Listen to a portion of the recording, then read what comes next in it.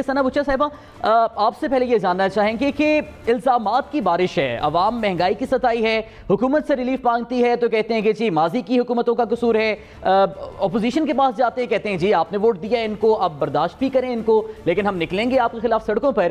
سب سے پہلے تو یہ بتائیں کہ حکومت کبھی ٹائیگر فورس بناتی ہے، کبھی کوئی ایکشن لے رہی ہے، ڈو یو ریئلی تھنک کہ یہ والے اقدامات مہنگائی سے جان چھڑائیں گے عوام کی؟ آپ لسٹ میں یہ ایڈ کرنا بھول گئے کہ لنگر خانے بھی کھول رہی ہے اور کیمپس بھی بنا رہی ہے، ہاؤسز بھی بنا رہی ہے، شیلٹر ہومز بھی بنا رہی ہے، تو مطلب یہ تمام اچھائیاں ان کی گن کے لے کر آئی ہے۔ لسٹ میں آپ نے کچھ انکمپلیٹ چھوڑ دیا ہے۔ دیکھیں آج کل ایک میم بڑی کامن ہوئی ہے، یہ عوام ہے اور یہ حکومت ہے اور یہ خواری ہو رہی ہے۔ تو اس وقت وہی حالات ہیں کہ بالکل بھی کنٹرول نہیں ہے کسی بھی چیز پر۔ لیکن دیکھیں اگین میں یہی کہوں گی اس حکومت کو اس سطح تک لے کر آنا یا ان کو اس طرح سے ہیلپ لیس کر دینا عوام کو، ان کے لیے یہ کوئی بات ہی نہیں ہے، بیکاز وہ اپنے آپ کو جواب دہ سمجھتے ہی نہیں ہیں۔ اگر ان کو وہ اپنے عوام کے آگے اپنے آپ کو جواب دہ سمجھتے تو وہ اپنی صلاحیتوں کو پر نظر رکھتے اور اپنی کوئی کارکردگی بہتر بناتے، پر آف کورس ایسا نہیں ہے۔ لیکن یہ ظاہر ہے آپ نے ذرا بات کی کہ بات کر دینا کہ ہم سڑکوں پر نکل آئیں گے، ظاہر ہے آپ سڑکوں پر ہی نکلیں گے، آپ پارلیمنٹ میں تو نہیں نکل سکے، وہاں تو 2/3 اکثریت ہو جاتی ہے، بھلے آپ جتنا مرضی آپ کسی چیز پر انحراف کریں، آپ کہیں نہ کہیں مل جاتے ہیں، تو آپ ظاہر ہے سڑکوں پر ہی آئیں گے، عوام کو ہی بتائیں گے، اپنی تکالیف کا احساس انہی کے ساتھ شیئر کریں گے۔ لیکن عوام کی تکلیف کو نہ حکومت کو کوئی فکر ہے، نہ ہی اپوزیشن کو اس کی فکر ہے، اور ایسی چیز میں دونوں حکومت اور گورنمنٹ دونوں ہی فینس سٹنگ کر رہی ہیں، اور ایسی فینس سٹنگ میں فائدہ صرف اسٹیبلشمنٹ کو ہوتا ہے۔ ٹھیک ہے، یعنی حکومت اور اپوزیشن دونوں کو عوام کے ان مسائل کی فکر نہیں۔ ہما بقائی صاحبہ یہی سوال لے کر آپ کی طرف رخ کرنا چاہیں گے، گورنمنٹ کو جب سینٹ الیکشن میں شفافیت لانی ہوتی ہے تو ہم سپریم کورٹ میں ریفرنسز بھی دیکھ لیتے ہیں، ہم آرڈیننس بھی دیکھ لیتے ہیں، سوئفٹ ایکشنز گورنمنٹ کی طرف سے دیکھتے ہیں، اسی طرح سے جب احتساب کرنا ہوتا ہے تو ہم ریگولرلی کیسز بھی دیکھتے ہیں، گورنمنٹ کے نمائندوں کی پریس کانفرنسز بھی دیکھتے ہیں۔ کیا مہنگائی کے خاتمے میں بھی آپ کو حکومت کی یہی سنجیدگی نظر آ رہی ہے؟ دیکھیے مہنگائی تو بز ورڈ بن گیا ہے نا۔ جو پی ڈی ایم میں 21 جماعتیں جڑی تھیں ایک دوسرے کے ساتھ، وہ مہنگائی کی وجہ سے تو نہیں جڑی تھیں۔ ان کا تو اس وقت ہدف سینٹ کے الیکشنز تھے، وہ کہتے تھے سینٹ کے الیکشن سے پہلے کہانی ختم ہو جائے گی، اور وہ جو تھے وہ اسٹیبلشمنٹ کا رول سیاست میں اس حوالے سے بات کرنا چاہتے تھے نا، تو ایسا لگا کہ اس حوالے سے تو بات چلی نہیں۔ تو جو دوسرا پاپولر سلوگن ہے وہ مہنگائی ہے، آپ بالکل بجا کہہ رہے ہیں، فوڈ انفلیشن بہت ہائی ہے، انرجی پرائسز بہت ہائی ہیں، اور اس کا بوجھ عوام پہ بھی پڑ رہا ہے، اور اس میں کچھ میرا خیال ہے ان کی پرفارمنس کا بھی کردار ہے، لیکن کچھ گلوبل ٹرینڈ ہیں، کچھ ایسی چیزیں ہیں جو بھی حکومت میں آ جائے اس کسی کے پاس بھی جادو کی چھڑی نہیں ہے۔ اور میں پی ٹی آئی کی حکومت کی سپورٹ نہیں کر رہی، لیکن جس بگاڑ کا سامنا ہے وہ 2.5 سال کا بگاڑ تو نہیں ہے، اور جو جماعتیں جڑی ہوئی ہیں اور ایک ساتھ کندھے سے کندھا ملائے کھڑی ہوئی ہیں، وہ آپ اگر آنیسٹلی آبجیکٹیولی دیکھیں تو وہ اس بگاڑ کی ذمہ دار ہیں۔ مجھے تو پھر بھی اس حکومت میں یہ ول نظر آتا ہے کہ ہم مشکل معاشی فیصلے کر لیں کہ ایونچولی پاکستان کی معیشت صحیح ڈگر پر چڑھ جائے، لیکن اس حوالے سے بات کرنا پولیٹیکلی پلیجبل نہیں ہے نا، سیاسی طور پہ تو یہ بات بکتی نہیں ہے۔ اور دوسری وجہ یہ کہ جب کچھ نہیں بچا اپوزیشن کے پاس، کچھ نہیں بچا، تو پھر انہوں نے بہت شروع سے اپنے تمام جلسوں میں، اپنے تمام نیریٹو میں عوام کو ساتھ جوڑنے کے لیے، عوام اس بات پر ان سے نہیں جڑی کہ جی ان کو پولیٹیکلی وکٹمائز کیا جا رہا ہے، ہائیبرڈ حکومت ہے، سلیکٹڈ پرائم منسٹر ہے، اور اسٹیبلشمنٹ نے اس کو ان کے سر پر لا کر بٹھا دیا ہے۔ جب عوام اس بیانیے سے نہیں جڑی تو انہوں نے ٹریک چینج کیا ہے۔ یہ آپ کو بھی سمجھ میں آ رہا ہے، یہ مجھے بھی سمجھ میں آ رہا ہے، لیکن مجھے جو پی ڈی ایم کا اور اپوزیشن کا پولیٹیکل نیریٹو عوام نے بائے نہیں کیا، تو پھر پی ڈی ایم نے اور اپوزیشن نے جو مہنگائی والا معاملہ ہے، اور کہنا چاہتی ہوں، مجھے یہ جو سب کندھے سے کندھا جوڑ کے کھڑے ہوتے ہیں، مجھے بتائیں کہ یہ کیا کریں گے کہ جب واپس آئیں گے تو انرجی کی پرائسز بھی ریورس ہو جائیں گی، اور یہ تمام چیزیں جو ہیں یہ بالکل ٹھیک ڈگر پر آ جائیں گی۔ جب بھی اپوزیشن میں ہوتے ہیں حکومت ظلم کر رہی ہوتی ہے اور یہ دودھ اور شہد کی نہروں کی بات کرتے ہیں، پی ٹی آئی نے بھی یہی کیا تھا، اور وہ ان کا وہ نیریٹو ان کے گلے میں آج پڑا ہوا ہے۔ ٹھیک ہے، یعنی پی ڈی ایم کے پاس اس وقت کوئی پروڈکٹیو لاہ عمل نہیں ہے، کوئی پالیسی نہیں ہے جس پر وہ یہ کہہ سکیں کہ جب حکومت کو وہ اگر حکومت میں آتے ہیں تو کیا کریں گے. ٹھیک ہے، فردوس عاشق اعوان صاحبہ نے ہمیں جوائن کیا، بہت بہت شکریہ فردوس عاشق اعوان صاحبہ. فردوس صاحبہ، آپ کا طرز عمل عوامی ہے، عوام کی سیاست پر آپ یقین رکھتی ہیں، عوام کا کیا رد عمل ہے؟ کتنا کوئی شکوہ آپ سے وہ کرتے ہیں مہنگائی کے حوالے سے، یا امیدیں باندھی ہوئی ہیں انہوں نے آپ سے؟ میں عوام میں سے ہوں اور مجھے فخر ہے کہ عوام کے ہر ایشو سے میں آگاہ ہوں. عوام یہ سمجھتے ہیں کہ اس وقت جو ہے مہنگائی یقیناً ان کے لیے ایک پریشان کن مسئلہ ہے، لیکن وہ ان حقیقتوں سے بھی آگاہ ہیں کہ یہ مہنگائی کے اصل ذمہ دار کون تھے، کنہوں نے ملک کو نوچا، لوٹا، اس نہج پہ پہنچایا کہ آج ان کی قیمت جو ہے وہ یہ حکومت ادا کر رہی ہے، وہ قرضوں کی شکل میں، وہ ان کے بین الاقوامی معاہدوں کی شکل میں، وہ ان کے مافیاز جو انہوں نے پالے، جو گٹھ جوڑ تھا، جو انہوں نے ہر جگہ ذخیرہ اندوز، ملاوٹ خور اور منافع خور جن کو سرکاری سرپرستی میں پروان چڑھایا، وہ آج مضبوط ترین شجر بن کے اس وقت کرپشن کو تحفظ دے رہے ہیں. تو عوام یہ سمجھتے ہیں کہ حکومت کی نیت پہ شک نہیں ہے، حکومت تگودو کر رہی ہے، کوشش کر رہی ہے، لیکن چونکہ یہ اس حد تک پاکستان کے اداروں کو اور اس کے ساتھ جڑے جو جتنے بھی سٹرکچر ہے، جو آڑتی سے لے کے منڈی تک اور پھر منڈی سے لے کے دکاندار تک کا یہ جو ایک سٹرکچر ہے وہ انہوں نے پولوٹڈ کیا ہوا ہے. اس کے اندر جو مڈل مین کا پروفٹ ہے اس کو ختم کرنے کے لیے وزیر اعظم نے پنجاب حکومت کو جو ہدایات دی ہیں، وزیر اعلیٰ کی نگرانی میں انشاءاللہ ہم یہ مافیا جو ہے اس کو زمین بوس کرنے جا رہے ہیں. فردوس صاحبہ، ابھی یہ گفتگو ہو رہی تھی کہ اپوزیشن کے سیاسی نیریٹیوز بے شک عوام بائے نہ کرے، لیکن اب وہ مہنگائی کا نعرہ لگا کے سڑکوں پر آنے کے لیے تیار ہیں، مہنگائی مارچ کا اعلان بھی کر دیا ہے. اگر واقعی وہ آ جاتے ہیں اپنی دی ہوئی ڈیڈ لائن پر، تو آپ پھر کیسے نمٹیں گے ان حالات سے؟ کیونکہ اب تو عوام کی دکھتی رکھ پہ ہاتھ رکھے انہوں نے. دیکھیں، مہنگائی مسئلہ ہے اور مہنگائی ہمارے لیے بھی چیلنج ہے، اور اصل جنگ ہمیں مہنگائی کے خلاف ہی لڑنی ہے. لیکن آپ جانتے ہیں کہ اپوزیشن کا ہر ہتھ کنڈا جو ہے ناکام ہو گیا. اپوزیشن نے ہر وتیرہ اور ہر وہ راستہ اختیار کیا جس سے وہ عوام کو گمراہ کر سکے، لیکن وہ ناکام ہوئی. مہنگائی ہی ایک ایسا فیکٹر ہے جس پہ وہ عوام کو ورگلا سکتی ہے. ہمیں اس بات اچھا فردوس صاحبہ، اس وقت تو بجلی مہنگی کر دی گئی ہے، پیٹرول مہنگا کرنے کی اسمبلی تیار ہے. اب سینٹ کی اگر الیکشن کی بات کریں خرید و فروخت پر، اس پر تو خان صاحب بہت زیادہ سنجیدہ نظر آتے ہیں، لیکن مہنگائی کے معاملے پر عوام کو روٹی مہنگی مل رہی ہے، اس پر کوئی خاص پریشانی نظر نہیں آتی واضح.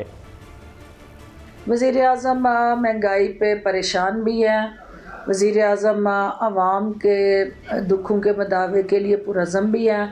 وزیر اعظم جو ہے وہ پسے ہوئے طبقے کے لیے ایک اپنے دل میں احساس اور درد رکھتے ہیں. یہی وہ وجہ ہے کہ یہاں پہ پناہ گاہیں بنی، یہاں پہ جو ہے وہ لنگر خانے کھلے، اور یہاں پہلی دفعہ پاکستان کے اندر یہ تہیہ کیا گیا کہ کوئی بھی شخص بھوکا نہ سوئے، اور ہر وہ شخص جس کے پاس چھت نہیں ہے اس کو ایک عزت دار طریقے سے وہ چھت بھی فراہم کی گئی. تو وزیر اعظم کو عوام کے ریلیف کے سوچنے کے علاوہ کچھ اور نہیں سوچنا ہوتا، اور وہ فی الفور اس مہنگائی سے عوام. بہت بہت شکریہ فردوس عاشق اعوان صاحبہ، آپ ہمیں حکومتی موقف سے آگاہ کریں. سمر، فردوس صاحبہ نے بھی لنگر خانوں، پناہ گاہوں کا ذکر کیا، اور ثنا بچا صاحبہ نے ذکر کیا، تو کم از کم یہ تو پتہ چل گیا کہ فردوس صاحبہ اور دونوں ایک پیج پر ہیں. حکومت اور اپوزیشن کا تو میں فی الحال نہیں پتا. یہ جو لنگر خانے بھی ہیں، پناہ گاہیں بھی ہیں، حکومت ان پہ تو کریڈٹ لیتی ہے کہ ہم یہ کر رہے ہیں، لیکن جب مہنگائی آ جاتی ہے تو پھر یہ کہتے ہیں کہ جی عالمی مسائل بھی ہیں، پیٹرول کی قیمت اس لیے بڑھا رہے ہیں کیونکہ انٹرنیشنل مارکیٹ میں بھی بڑھ رہی ہے قیمت. تو پھر لیٹ انٹرنیشنل پالیسیز اور وہ سارے سٹیک ہولڈرز کنٹرول مہنگائی ہی، اور پھر حکومت کا کیا رول ہے؟ دیکھیں صاحب، اگر تو لنگر خانوں سے آپ میں ہر پاکستانی مستفید ہو رہا ہو پھر تو بہت اچھی بات ہے. تو پھر کھول دیں لنگر خانے ہر جگہ پر، اور لوگ وہاں جا کے اپنا راشن پانی کا انتظام کر لیا کریں. لنگر خانے ٹھیک ہے آپ نے ان لوگوں کے لیے تو کر رہے ہیں کہ جن کی کوئی آمدن نہیں, بالکل ہی غربت کی سب سے نچلی سطح پر ہیں, ان کے لیے آپ نے لنگر خانے کھول دیے. لیکن جو مڈل کلاس کے لوگ ہیں, لوئر مڈل کلاس ہے, جو سفید پوش آپ کا طبقہ ہے, اس کے لیے آپ کی طرف سے ابھی تک کوئی مراحت سامنے نہیں آئی ہیں. وہ تو بالکل مہنگائی کی چکی میں پس کے رہ گیا ہے. اور یہاں پہ آپ دیکھیں کرپشن کا پرسیپشن انڈیکس بڑھ گیا. فرحان صاحب یہ کہا کرتے تھے کہ جب کرپشن ہوتی ہے تو عوام کو مہنگائی کی صورت میں وہ سارا ملبہ جو ہے وہ فیس کرنا پڑتا ہے. اب وہ کرنا پڑ رہا ہے. آپ دیکھیں ذخیرہ اندوزی بھی ہوئی یہاں پہ. ہم بات کرتے ہیں پاکستان ایک زرعی ملک ہے, لیکن چینی ہم باہر سے منگوانی پڑی ہمیں, دیگر آٹے کا بڑا یہاں پہ بحران آیا, بڑے ایشوز ہیں. لیکن دوسری طرف اگر میں بات کروں نا, جب خان صاحب اپنی کیبنٹ میں لوگوں کو کہتے ہیں کہ گھبرانا نہیں ہے, وہ اس اپوزیشن کے حوالے سے اسی لیے کہتے ہیں کہ گھبرانا نہیں ہے چونکہ ہمارے ملک کی اپوزیشن بھی بڑی ہائیلی کمپرومائزڈ ہے کہ اتنے زیادہ ایشوز, اتنے زیادہ کرپشن کے سکینڈلز اس حکومت کے دوران آئے ہیں, آٹے کا, چینی کا, ادویات کا, لیکن اس پہ دیکھیں ابھی تک اپوزیشن کچھ بھی نہیں کر سکی. یہی سکینڈلز اگر عمران خان اپوزیشن میں ہوتے, کسی گورنمنٹ کے خلاف اتنی چیزیں اگر ان کے پاس آ چکی ہوتی تو اب تک یقینی طور پر وہ تو کیلکولیٹ کر کے بتاتے تھے کہ جی اتنے آپ کی عدالت کے اندر پہنچ چکے ہوتے, بجلی کی قیمت بڑھ گئی ہے, اور صرف ہم دعوے سنتے ہیں. لیڈر صاحب کر رہے ہیں ثنا بچہ صاحبہ, کب تک نہ گھبرائیں, کب تک نہ گھبرائیں, اور کون سی وہ لمٹ ہے جس پہ گھبرانا شروع کر دیں, یہ ذرا آپ بتا دیں. آپ اپنے تجزیے میں کیا دیکھ رہی ہیں؟ دیکھیں آپ نے بات کی کہ میں اور فردوس عاشق اعوان صاحب ایک پیج پر ہیں, قطعاً نہیں, ہم ایک پیج پر قطعاً نہیں ہیں. وہ جس پیج پر ہیں وہ بس اس پیج پہ کون ہے ان کے ساتھ وہ وہی جانتی ہیں. مگر یہ جہاں تک آپ نے گھبرانے کی بات کی, دیکھیں میرا خیال ہے گھبرانے کا وقت تو بہت پہلے ہو گیا تھا. اب تو گھبرانے کے جو آگے والا لیول ہے ہم اس پہ پہنچ چکے ہیں. لیکن دیکھیے یہی وہ جو انہوں نے بات کی لنگر خانوں کی, میں نے بھی بات کی, سمر سے اگری کروں گی. ایگزیکٹلی یہی بات میں کر رہی تھی کہ آپ مطلب ایک کانشیس طبقے کو جو کانشیس ہے, سیلف کانشیس ہے, یا کم از کم کمپلیکس نہیں ہے, یا وہ اپنی خود مطلب اپنی محنت کا کمانا چاہتا ہے, آپ اس کے سامنے لنگر کھانے کا آپشن رکھیں گے یا اس کو مزدوری دیں گے یا کچھ کام دیں گے. تو یہ عوام کی مائکرو لیول پر جو تھنکنگ ہے نا, اس کی ہم تعریف کیا کر سکتے ہیں, لیکن ظاہر ہے یہ حکومت ساز پالیسیز میں اس کا کوئی عمل دخل ہوتا نہیں ہے. اور دوسری بات یہ کہ خان صاحب جتنا پریشان ہیں, اگر تھوڑا سا پشیمان بھی ہو جائیں تو اور تھوڑی سی شرم بھی کر لیں تو ان کو آئیڈیا ہو جائے گا کہ ان کی کیا کیا پالیسیز ہیں. اور دیکھیں گفٹ آف دا گیپ تو سبھی کے پاس ہے, سبھی باتیں کر رہے ہیں جا کے سڑکوں پر. خان صاحب تب بات کرتے تھے کرپشن کی, اور ان کو اتنی ہی سمجھ ہے کرپشن کی. اور دیکھیے سوری میں ایک آخری بات کروں گی, past performances are a proof of what you can bring about. ٹھیک ہے, جب بجلی کا بحران تھا پیپلز پارٹی کے جانے کے بعد تو نون لیگ آئی تھی, اس وقت ہم نے تو نہیں سوچا تھا بجلی کیسے آئے گی, کیا ہوگا, کس طرح ہوگا. تو ان کا کوئی پلان ہوتا ہے, مربوط پلان ہونا چاہیے. اب یہ جو حالات چھوڑ کے جا رہے ہیں, یہ تو اتنے پہلے بگڑے ہوئے تھے, اب مزید بگاڑ رہے ہیں. تو اس کو کون درست کرے گا؟ جو بھی اس وقت حکومت میں آئے گا, اگر الیکشنز ہو بھی جاتے ہیں تو سچویشن بالکل ریورس ہو گئی ہے اس وقت. آپ کیا کریں گے؟ اور ظاہر ہے کہ حالات اتنے خراب ہو گئے کہ اب کسی بھی حکومت کے لیے پاسٹ ایکسپیرینس کاؤنٹس. ٹھیک ہے, کسی بھی حکومت کے لیے حالات ایکسپیرینس ہیلپس. یہ نئے لوگ نہیں چلا سکتے, پاسٹ ایکسپیرینس.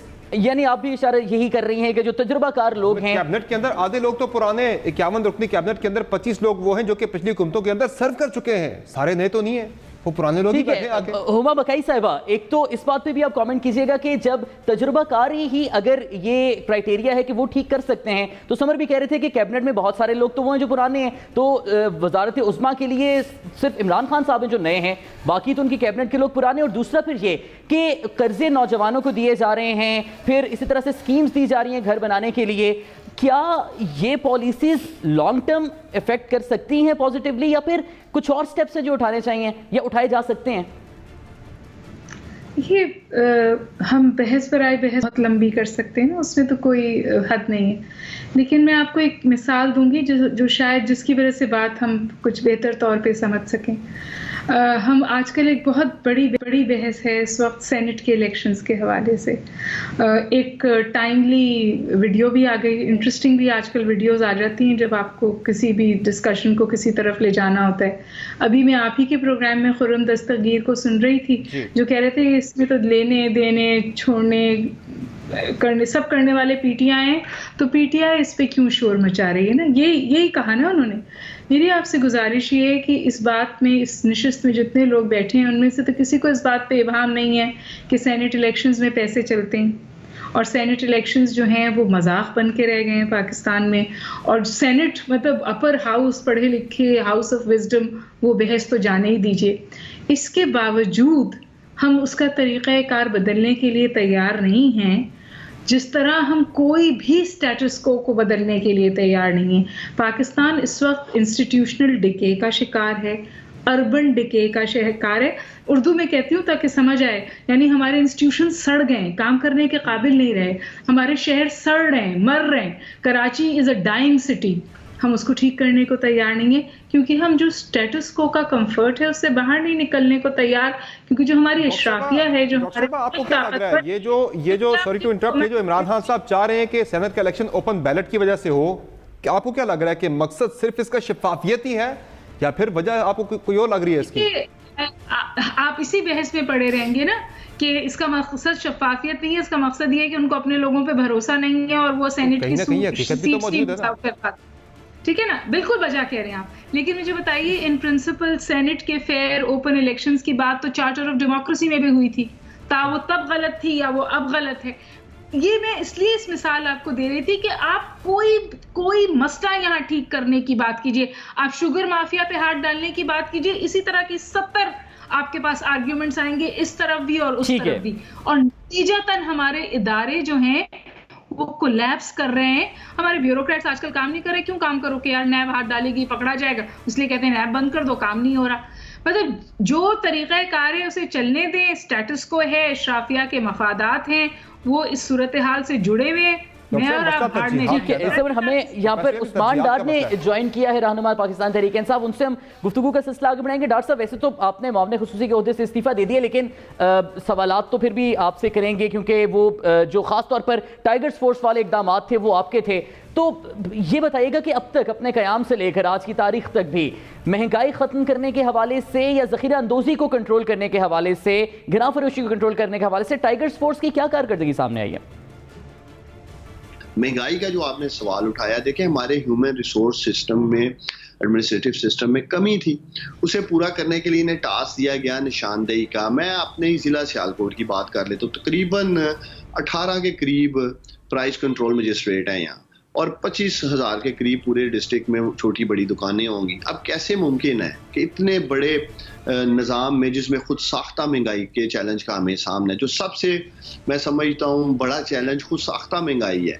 لوگ اپنے اپنے علاقوں میں، یونین کونسلز میں اگر آپ دیکھیں، آٹا چینی ان چیزوں کو لے کے اگر مختلف قیمتیں نظر آ رہی ہوتی ہیں تو اس کی بنیادی وجہ یہی ہے کہ ہمارے پاس ایڈمنسٹریٹو سسٹم میں لوگ اس طرح نہیں ہیں۔ تو ٹائیگر فورس نے کیا کیا، یونین کونسلز میں، وارڈز میں نشاندہی کی۔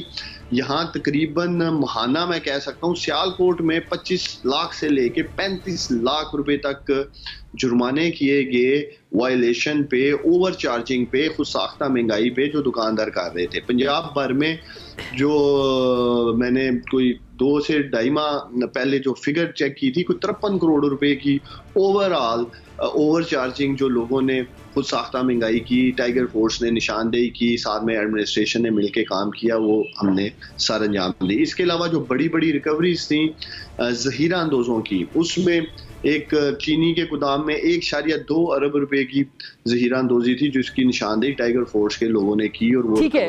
ڈاکٹر صاحب یہ بھی بتائیے گا کہ خان صاحب نے یہ کہا، بہت دفعہ نوٹسز لیے، کیبنٹ کو ٹائم فریم بھی دیا گیا، کہا گیا کہ مہنگائی کم کریں، لیکن ان تمام تر نوٹسز کے باوجود کوئی واضح کمی ہمیں مہنگائی میں نظر نہیں آ رہی۔ کیا وجہ ہے اس کی؟ دیکھیں واضح کمی، ایک تو مہنگائی آپ کے سامنے، آپ کی دالیں 70% سے زیادہ امپورٹ کی جاتی ہیں، پیٹرول کی قیمت اوپر جا رہی ہے، بجلی مہنگی کرنی پڑ رہی ہے، بجلی کے مہنگے منصوبے جو گزشتہ 10 سالوں میں لگے ملک پاکستان میں، بالخصوص جو پنجاب میں 5 سال فیڈرل میں وفاق نے میاں نواز شریف اور پی ایم ایل این کے دور میں جو مہنگے منصوبے پلان کیے گئے، ان کا یہ سارا بوجھ عوام پہ آ رہا ہے، وہی مہنگائی کی شکل میں سامنے آ رہا ہے۔ جب آپ کی بجلی مہنگی ہوگی، آپ کی ساری چیزیں مہنگی ہو جائیں گی، آپ کا پیٹرول مہنگا ہوگا، آپ کی ٹرانسپورٹیشن مہنگی ہو جائے گی، ڈالر آپ کا 125 سے 160 پہ جاتا ہے۔ وہ پریشر کیوں تھا؟ کیونکہ کرنٹ اکاؤنٹ ڈیفیسٹ 20 ارب ڈالر کا تھا، آپ کا تجارتی خسارہ آپ کہہ لیں کہ 20 ارب ڈالر کے قریب تھا، آپ کو 4000 ارب بجٹ ہزارے کا سامنا ہے۔ ہر سال ہمیں نقصان ہو رہا ہے، وہ ملک تو پروفٹ میں نہیں تھا۔ 35-40 سال جو لوگ حکومت میں رہے، بتائیں نا کوئی ایک ادارے کا نام بتائیں جی کہ ہم نے پروفیٹیبل چھوڑا تھا۔ جب آپ کا خزانہ ہی خالی ہے، ہم قرضے لے لے کے تنخواہیں دے رہے ہیں، اپنے سرکاری لوگوں کو نظام چلا رہے ہیں. تو یہ سارا پریشر سسٹم کا اکانومی کا پھر آتا ہے مہنگائی کی طرف, جس کو بہتری کی طرف لے کے جا رہے ہیں. ٹھیک ہے ڈاکٹر صاحب ہمارے ساتھ ہی رہیے گا. ایک تقابلی جائزہ کیا جاتا ہے ہمیشہ, اپوزیشن یہ کہتی ہے کہ جی ہمارے دور میں تو مہنگائی اتنی نہیں تھی, اگر حکومت ہمیں چور کہتی ہے تو چوروں کی حکومت میں تو مہنگائی کم نہیں تھی, اور اس گورنمنٹ کے دور میں مہنگائی زیادہ ہوگی. سمر یہ نیریٹو اپوزیشن ہمیشہ لے کر آتی ہے اپنے جلسوں میں بھی. پچھلے دور حکومت میں جب آپ ویلنٹائنس ڈے مناتے تھے پھول کتنا سستا آپ لیتے تھے, آج کتنا مہنگا لے کے آتے ہیں؟ میں نے تو نہ پہلے لیا ہے نہ آج لیا ہے. تو کہنے کا مقصد یہ ہے کہ یہ جو کرنٹ اکاؤنٹ ڈیفیسٹ کی مثالیں دینا کہ ہم نے بالکل کم کر دیا, تو جب آپ امپورٹس اپنی بالکل بند کر دیں گے, نہ ہونے کے برابر ہو جائیں گی, تو آپ کرنٹ اکاؤنٹ ڈیفیسٹ آپ کا نیچے آ جانا ہے الٹیمیٹلی. اب صرف جو مسئلہ اس وقت ساتھ وہ ہے ترجیحات سیٹ کرنے کا. آپ نے ترجیحات اپنی ٹھیک کرنی ہے اور آپ نے لانگ ٹرم پلاننگ کرنی ہے. آج جو بار بار یہ کہا جاتا ہے ہم دالیں امپورٹ کرتے ہیں اس لیے مہنگی ہیں, پاکستان ایک زرعی ملک ہے, یہاں پر ہماری زراعت ٹھیک کیوں نہیں ہوتی؟ ہم اپنے کاشتکار ہیں, کسان ہیں, انہیں ہم ایسی مراعات کیوں نہیں دیتے؟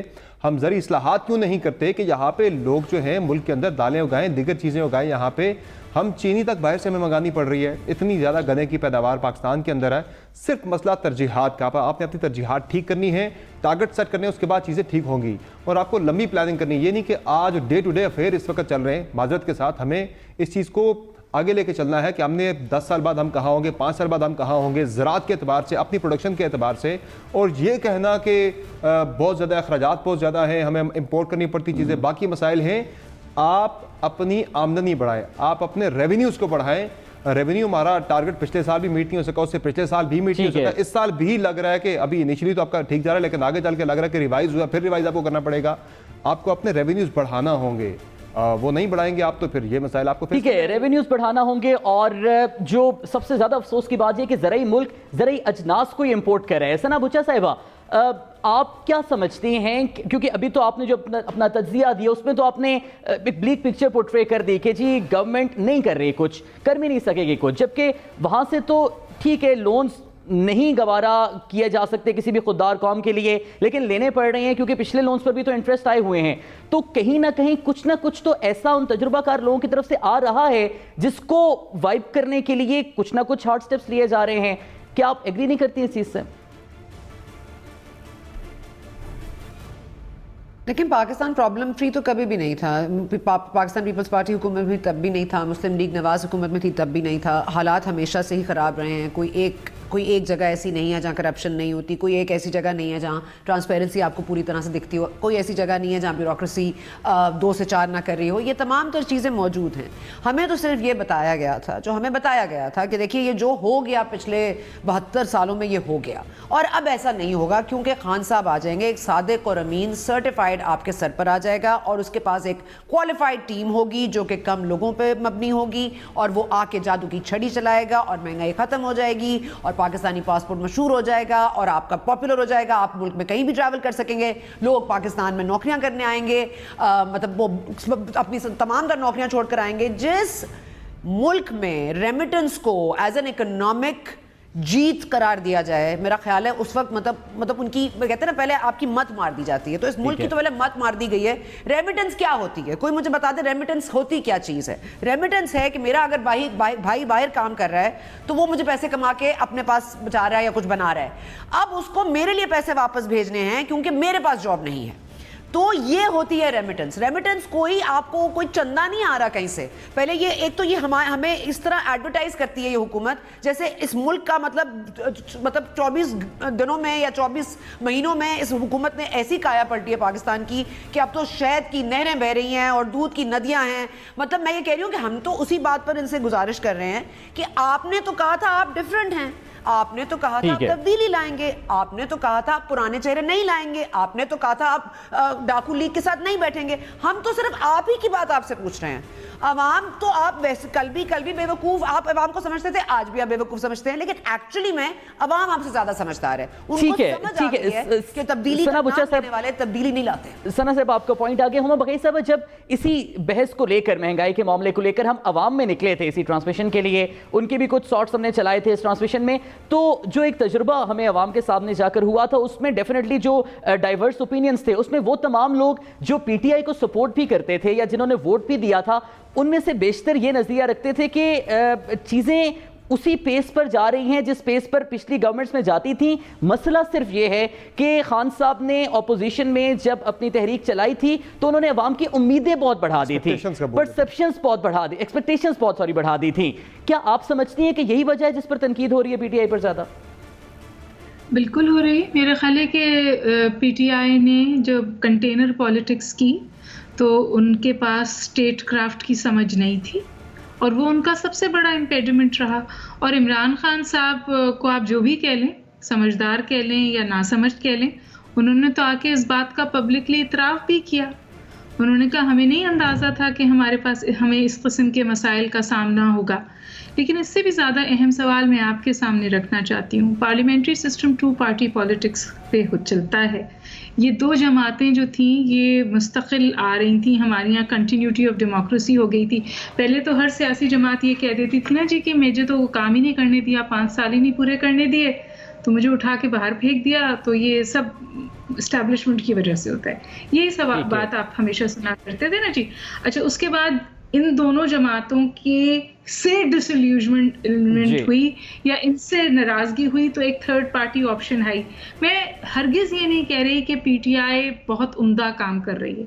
میری آپ سے گزارش یہ ہے کہ پی ٹی آئی پہ اتنی زیادہ تنقید کرنے سے پہلے یہ ضرور سوچئے کہ کون بیٹھا ہوا تھا, یا جو چیزوں کی جن مسائل کی طرف پی ٹی آئی انگلی اٹھاتی ہے وہ مسائل ان کے پیدا کردہ ہیں یا پہلے سے موجود تھے. ابھی بھی ایک منسٹر صاحب, میں ان کے نام سے واقف نہیں ہوں, کہہ کے گئے کہ جی دالیں ہمیں خود گرو کرنی چاہیے, لیکن وہ یہ بھی تو بتائیں نا کہ شوگر مافیا دالیں.